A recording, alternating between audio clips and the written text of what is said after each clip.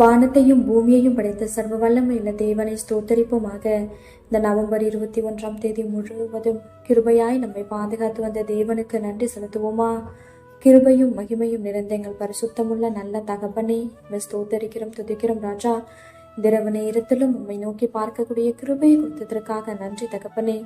அப்பா, இந்த நாளிலும் உங்களுக்கு பிரியமில்லாத காரியங்களை செய்து உடைய இருதயத்தை துக்கப்படுத்தியதற்காக எங்களை தயவாய் மன்னியும் ஆண்டவரே. உமக்கு பிரியமான பிள்ளையாய் வாழ உதவி செய்யுங்கப்பா.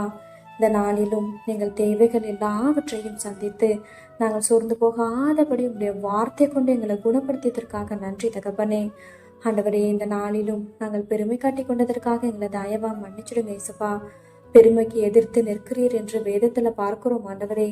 அப்பா, நாங்க பெருமை காட்டி கொள்ற அளவுக்கு எங்களால எதுவுமே இல்லை ராஜா, எல்லாமே நீங்க கொடுத்ததுப்பா.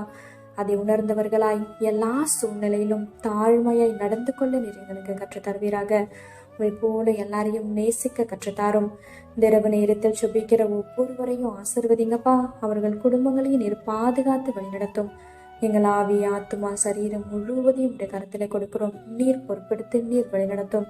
இயேசு கிறிஸ்துவின் இனிய நாமத்தில் சுபிக்கிறோம் எங்கள் ஜீவனுள்ள நல்ல பிதாவே, ஆமேன்.